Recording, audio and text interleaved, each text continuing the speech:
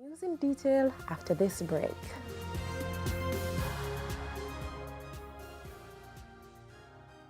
A practical tip for efficient and safe.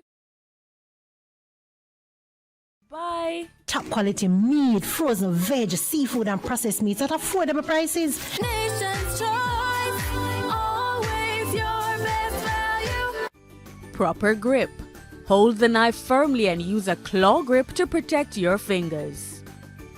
That was a practical tip for efficient and safe food preparation, brought to you by Top quality meat, frozen veg, seafood and processed meats at affordable prices. Nation's choice, always your best value.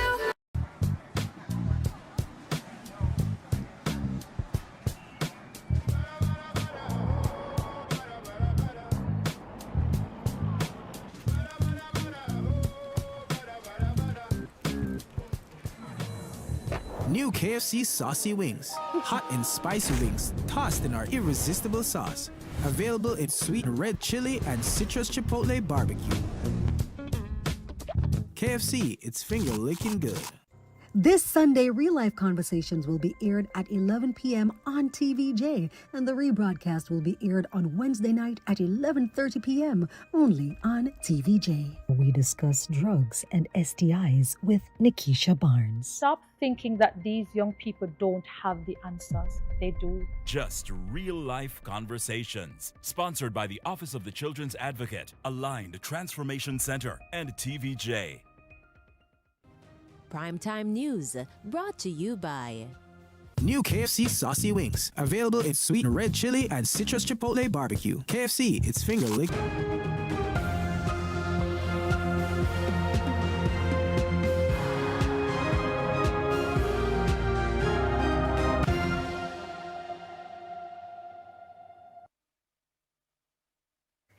Welcome back to Primetime News, and a special welcome to our viewers on onespotmedia.com as well as TVJ International in the Cayman Islands.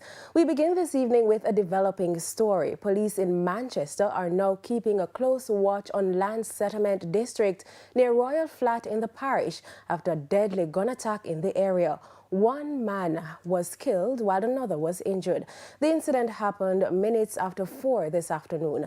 Detectives are probing the case to determine if the incident was a reprisal attack and to also stave off other shootings. The community has been on the police's radar in recent weeks following a series of shootings, including the murder of a 4-year-old girl who was shot alongside her father. And staying with news on the crime front, a minister of religion is among 3 men charged in connection with a robbery along the Golden Valley Main Road in Castleton, St. Mary a week ago. Details in this report. The police report that Clergyman Alfonso Hines orchestrated a robbery, during which more than $1 million, cell phones and other belongings were stolen. Hines, 34, of an Olympic Way St. Andrew address, has been charged with robbery with aggravation, conspiracy to commit robbery, possession of prohibited weapon, and using a firearm to commit a felony. 27-year-old Jermaine Small, otherwise called Natty, is charged with receiving stolen property, while 70-year-old Dudley Williams, also called Duddus, is on a charge of larceny by finding. It was reported that about 5:30 a.m. on Saturday, March 7, 3 persons were traveling in a white Toyota Axio motor car along the Golden Valley Road when the vehicle developed mechanical problems. The occupants reportedly exited the vehicle and the driver opened the bonnet to check the engine. A man then approached, brandished a firearm, and proceeded to rob the group of a white iPhone 16, a Samsung Note Ultra cell phone, cash amounting to $1.5 million, and personal documents. The man then fled the scene on foot. A report was made to the police, and based on swift investigations, it was revealed that Hines allegedly orchestrated the robbery. Later that day, a joint operation involving members of the St. Mary and St. Andrew operational support teams was conducted along Golden Spring Road in Stony Hill, St. Andrew. During the operation, Small and Williams were found in possession of the stolen items and were subsequently arrested. The St. Andrew South Police say they are hunting down as many as 20 wanted men at this time. The men are linked to multiple serious crimes, including murders. Members of the public are being asked by the police to share whatever information they have regarding the men's whereabouts. At the same time, the residents are being warned not to harbor these thugs as they are considered armed and dangerous. The police say Andrew Brown, OC Biggs, tops their list, and that he's wanted for 2 counts of murder and other serious crimes.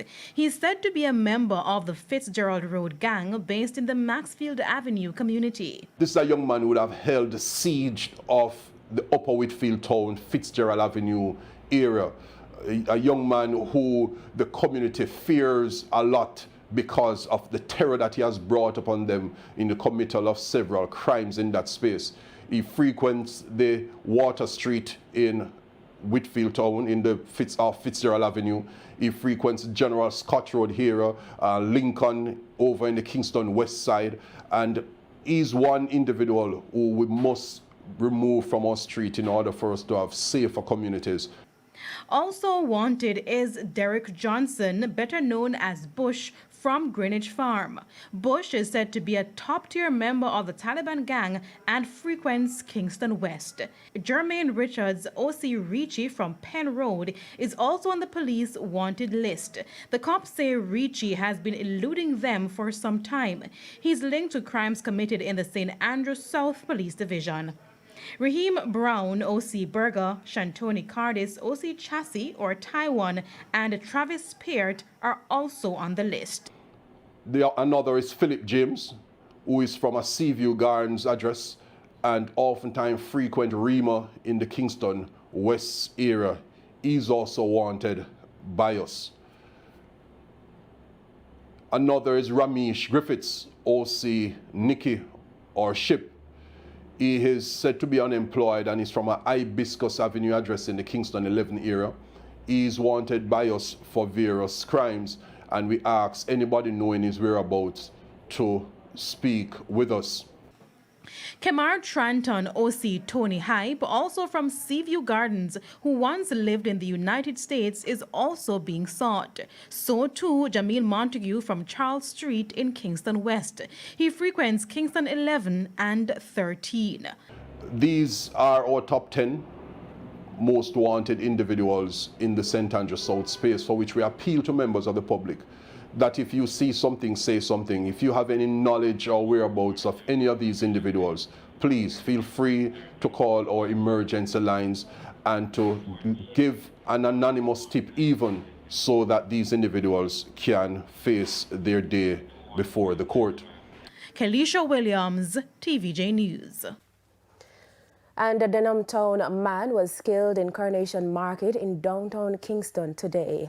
The man has been identified as Aldine Smith, 46-year-old of a Chestnut Lane address. Reports are sometime after midday, Smith was approached by men who stabbed him several times, resulting in him collapsing near a food stall. He was pronounced dead at hospital. Sources say Smith's death could be a retaliation for the death of a Jamaican who was killed in the United States yesterday. Frustration erupted inside the chamber of the Manchester Municipal Corporation this week. This as councillors demanded answers about a long-promised Streetlight program. Details in this report. In his sectoral debate presentation on May 28, 2025, Local Government Minister Desmond Mackenzie announced that every municipal division across Jamaica would receive 50 streetlights annually as part of a national program to expand public lighting and improve community safety. But nearly a year later, councillors in Manchester say residents are still waiting.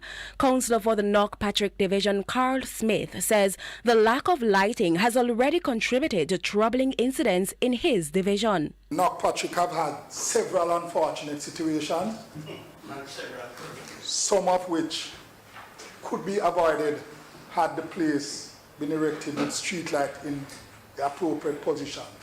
So I'm beseeching to the minister, don't wait until there's an unfortunate situation and then you again, and then you come public and say you're going to make honor on the promise for Streetlight. Concerns about dark communities were echoed by Councillor for the Alligator Pond Division Omar Robinson, who says residents expected action last year. Now is the time. Now is the time for us to... we should have gotten some in 2025, and we are now in 2026. It is not good. And the people of Alligator Pond Division, they are calling out for all those dark lanes to be lit. Some councillors say the few lights installed so far have been lost during recent storms. Councillor for the Walderston Division, David Knight, says hurricanes damaged several of the lamps already placed in his division. Yesterday, I heard on the news where the minister is saying that they are going to resume the fixing of the streetlights and the installment of streetlights. He also said that they have an idea of where those streetlights are by using the YSEP program, and so they would have known of where they are not working. But not everyone in the chamber agreed with the criticism. Councillor for the Craighead Division, Omar Miller, urged colleagues to acknowledge the effort made so far, arguing that storms disrupted the program and repairs are ongoing by the Jamaica Public Service Company. Melissa came and it disrupted a lot of things, and as we speak now, at our infrastructure meeting, the same JPS co, they are saying to us, the street lights that have been damaged, right? They are just now in the process of trying to repair those. That call for patience was quickly challenged. Why should I give thanks for 10 lamps? As if it is a favor. It is not a favor.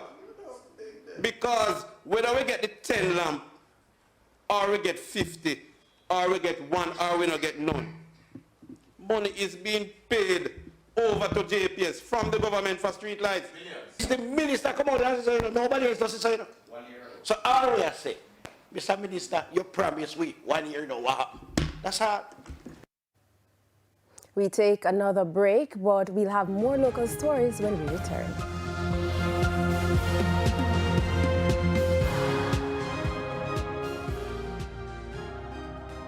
I felt my breath leaving my body. I knew I was supposed to die in that moment. And God said, not yet. I have a purpose and I have to fulfill that purpose. I'm determined to live till I'm 109 years old. I just put the work in and walk by faith, and God will work the rest out. There's so many.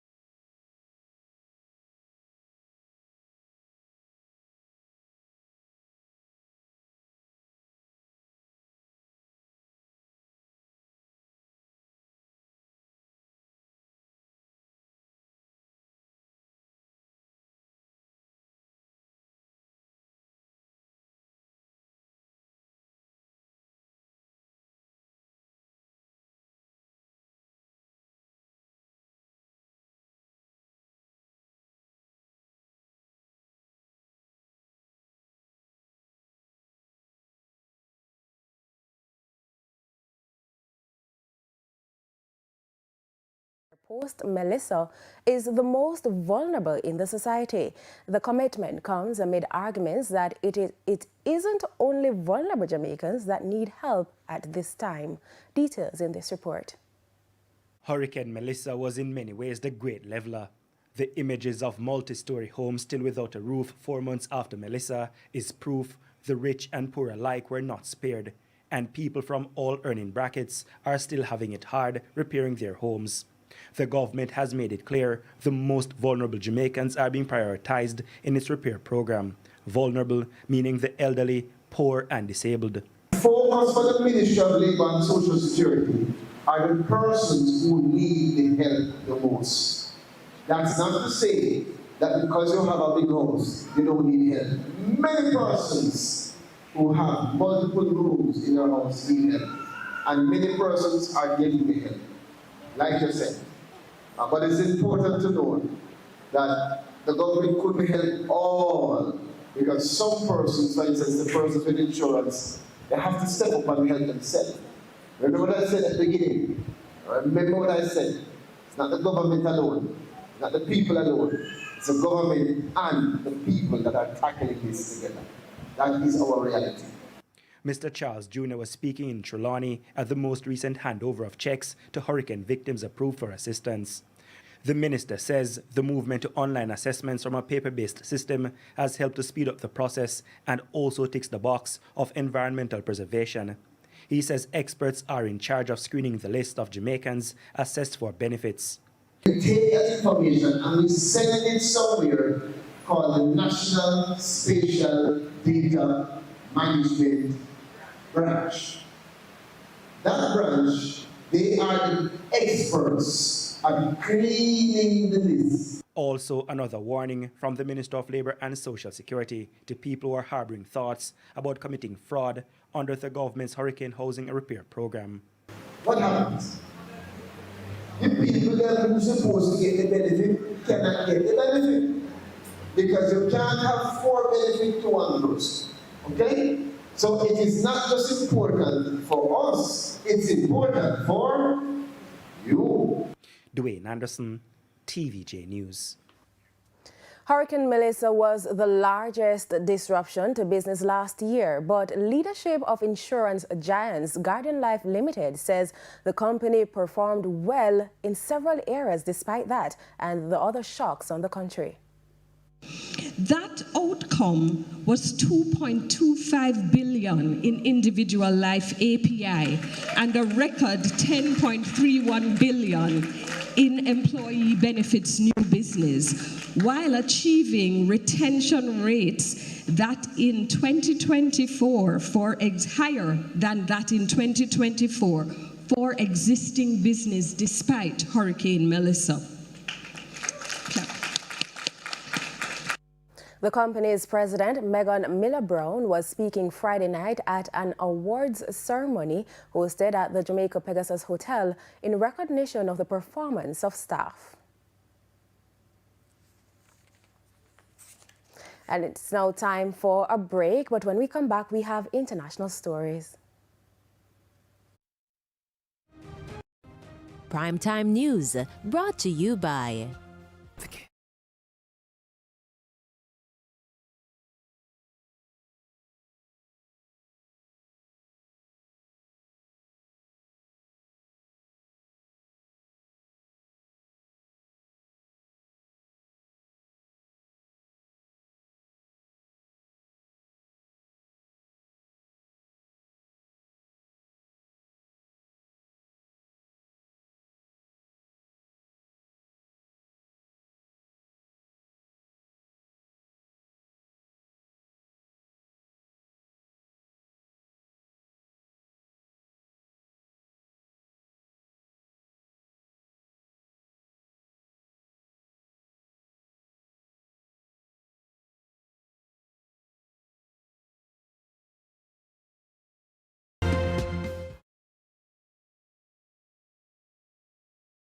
Donald Trump is urging countries to help the United States secure the Strait of Hormuz by sending warships to the Middle East. Iran has prevented traffic in the vital waterway, sending ripple effects through the global economy. U.S. gas prices have spiked by 23% since the war began, and Iran's military said it will strike U.S.-linked oil and gas infrastructure in the Middle East if more of its own energy sites are attacked. The country's leadership leadership has warned civilians to evacuate areas near facilities connected to U.S. businesses in the region. In the meantime, the U.S. Embassy in Baghdad was hit by 2 drones today. Elsewhere, Lebanon said an Israeli strike killed medical workers, while 2 people are wounded in southern Israel after Iranian missile launches, according to emergency services. And the Primetime News package continues with sports after this break.